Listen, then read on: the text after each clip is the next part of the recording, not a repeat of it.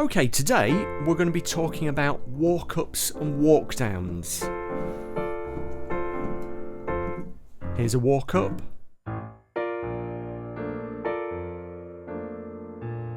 And there's a walk-down. Really simple left-hand technique that you can expand to do lots of things with, actually, okay? They kind of work in jazzy or bluesy styles. I'm going to demonstrate it in the context of a stride left-hand, but you can use walk-ups and walk-downs in other contexts as well. While we're talking about it, I'm also going to talk about passing chords, because you can add passing chords to your walk-ups and walk-downs to make things sound kind of richer and more interesting. So what I'm going to do is play through a 12-bar blues a couple of times, just in a very kind of free and easy style. This is the progression that I'm going to use. It's a little bit more complex than a basic 12-bar progression. It's got some non-diatonic chords in there, but they are pretty straightforward. When I play, I'm going to be extending and substituting some of these chords, and I'm also probably in a few places going to be using a little bit of rhythmic anticipation. Okay.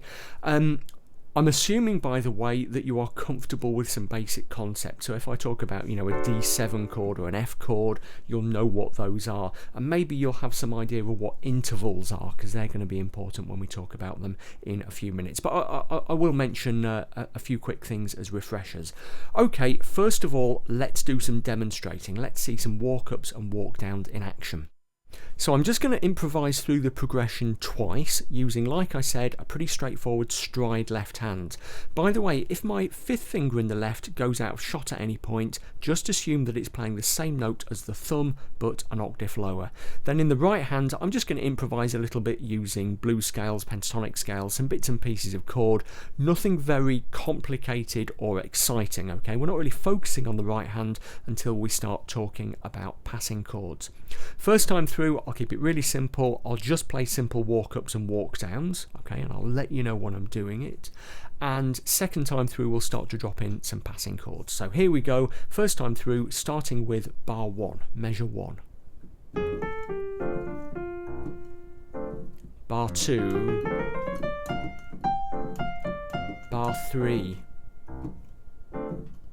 Bar 4. I'm walking up to the B flat chord in bar 5. Bar 6, walking back down to the F chord in bar 7. Here's bar 8 with a D7 chord, bar 9, G minor 7, walking up to that C chord in bar 10, only as you can see it's not a C chord. Like I said, I'm substituting, I'm extending most or all of these chords, and whenever I come to a C chord, I'm never going to play a straightforward C or C7. I'm always going to substitute it for something more interesting like that, and that takes us back to the tonic chord of F in bar 11. Bar 12 I'm treating as a turnaround bar, again using a dominant type chord based on C to take us back to the start of the progression. So here we go, second time through, and this time I'm going to add some passing chords. Here we go, bar 1, bar 2,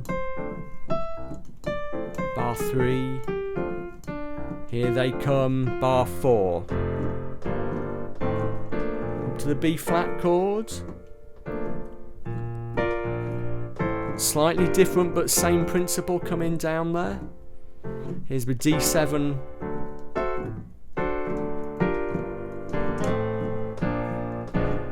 Slightly more elaborate walk up there to take us to, again, a substitution in bar 10.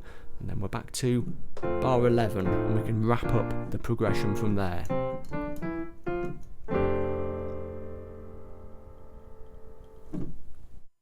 Okay, so in a second we'll go through some of the concepts and techniques that I was using there. Just before we do, a quick mention for the bundle deal I'm running at the moment on the digital editions of my 3 current books: How to Really Play the Piano, the Stuff Your Teacher Never Taught You, An Introduction to Cocktail Piano, and 7 Studies in Pop Piano. If you like the stuff that I do on my channel, if you're interested in chords and piano improvisation, whether you're starting from scratch or you are relatively experienced, then I think you will really like these books. Right now you can get all 3 of the ebook editions for £18.95, which is a 30% saving on what you would pay if you bought them separately. To find out more, head over to billspianopages.com/bundle. So let's have a look at the mechanics of some of those very basic walk-ups and walk-downs that I was playing first time through especially. Everything here hangs on the fact that we're working in the key of F major. Here's the scale of F major. It's the white note between any two Fs on the piano keyboard, except the B becomes a B flat. Yeah? And if we look at the chord progression, we can say that all of the chords in that progression, except one, are what we call diatonic to the key of F major. Okay, that means we can build all of those chords using no other notes except the notes of the F major scale. The sole exception is the D7 chord in bar 8. That's a non-diatonic chord, but that very, very quickly resolves out to the diatonic chord of G minor 7 in bar 9. Okay. Now, when we were doing the walk-ups and walk-downs, generally they were between chords that were an interval of a fourth or a fifth apart in that F major scale. Okay, let me just deal with that terminology there. If we're on F and we talk about going up an interval of a fourth, we go 1, 2, 3, 4 notes up the scale, and that takes us to B flat. Remember, you always count the first note. Okay, 1, 2, 3, 4. If I'm on B flat and I go up a fifth, 1, 2, 3, 4, 5, lo and behold, I'm on F again. So going up a fourth takes you to the same note as going down a fifth. If I'm on F and go down a fifth, 1, 2, 3, 4, 5, it takes me to B flat. From F, go up a fourth, 1, 2, 3, 4. Yeah? So we're mostly using walk-ups and walk-downs when we're dealing with keys that are an interval of a fourth or a fifth apart, but we are using the fourth, the interval of the fourth, as the kind of range, if you like, of our walk-up and walk-down. Let me just show you one again, playing really, really simply. I'll walk up from an F chord to a B flat chord and back down again, and let me count it. I'll give us a bar in of F, playing a really simple stride left hand. 1, 2, 3, 4. 1, 2, 3, 4 to the B flat chord. 2, 3, 4. 1, 2, 3, 4. 1, 2, 3, 4. Okay, if you're really new to playing this kind of thing, you could just start off by copying what I did there, counting up and down and playing the walk-ups and walk-downs. Notice that the walk-up really starts to happen on the second beat of the bar if you're counting it strictly. 1, 2, 3, 4. Okay, if you started it early, 1, 2, 3, 4, you get to the new chord note too quickly. Okay, so 1, 2, 3, 4. 1, 2, 3, 4. 1, 2, 3, 4. 1, 2, 3, 4. Notice, by the way, that I was playing the walk-ups and walk-downs there in single notes. It's kind of conventional to play them in octaves, okay? But especially when you're getting used to them, there's absolutely nothing wrong with playing them as single notes if you want to. So what I would do to start with is just play around with those fairly strict time walk-ups and walk-downs. They don't have to be in strict time. You can use chord anticipation. You can cram more notes in, as we'll see in a second when I did the towards the end of my second improvisation. I didn't play the passing chords in the right there, but that's what happened in the left. I dropped in another note, the B natural, and really kind of messed around with the timing. But the basic one that you should get used to first is that very strict 1, 2, 3, 4. 1, 2, 3, 4. 1, 2, 3, 4, 1. Practice it as single note, octaves, whatever you want, just to get used to that to start with.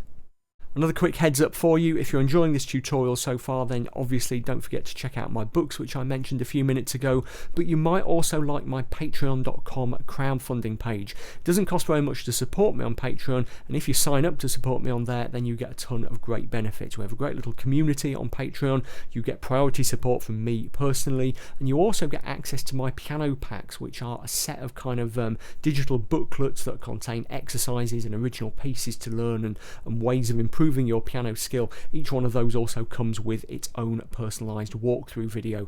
So if you want to find out more about my Patreon, then head over to patreon.com/Bill Hilton. I'll be really pleased to see you there if you decide to sign up. So the next big question is, what's the deal with these passing chords? Let's just look at some slowly so we can kind of analyse what I'm doing. When I went up from the F chord, I did something like this. And that took me to B flat, which I played as a B flat major 7 there. Let's look at the chords that I used. So of that 4-beat bar, the first 2 beats were F chords. Third beat was G minor 7. Fourth beat of that bar was this, which you could either see as a rootless F7 chord over A, or you could see as an A diminished chord, but either way it takes us nicely to the B flat chord at the start of the next bar. Okay, then when I came down, I did a similar thing, but I didn't use exactly the same chords. I came down to A minor, or I might have played A minor 7, to G minor 7, to F. Okay, so on the way up it was F, G minor 7, A diminished F7, think of it what you want, to B flat. On the way down, B flat, A minor, G minor 7, back to F. So on the way down I didn't use that 7th or diminished chord or whatever. Okay, that's because on the way up, I'm resolving up to a B flat chord, and that gives me a nice strong resolve. On the way down, because I'm going back down to an F chord, I don't want to go from an F7 chord, which sounds like it's going to go somewhere else, back down to a straightforward F chord. It would sound a bit lame. So the way up, F, G minor 7, A diminished, F7, B flat chord of some sort, and then on the way down, B flat, A minor, G minor 7, back to F. So I'm choosing those chords quite carefully. When you're working out passing chords for walk-ups and walk-downs, it can really add loads of character to what you're doing, but be guided by the bass note that you're playing in the walk-up or walk-down. Okay, and also obviously be guided by the chords of the key that you're in. Let's look at it up here. So I went from F, then I had a G in the bass, so G minor 7 is the natural thing to play. Then I've got an A in the bass, so I could have played an A minor chord there, or A minor 7, and that would have still gone up to B flat fine. I just added that because it's a more natural resolve. Okay, so I'm choosing the chords based on the bass note. I'm also thinking quite carefully about the voicings that I'm using. Okay, so there is no particular reason why I couldn't have played the chords in root position in the right hand, but it doesn't sound quite the same. Okay, so listen to the position that I was playing. Quite satisfying, I think, whereas if you play it like this,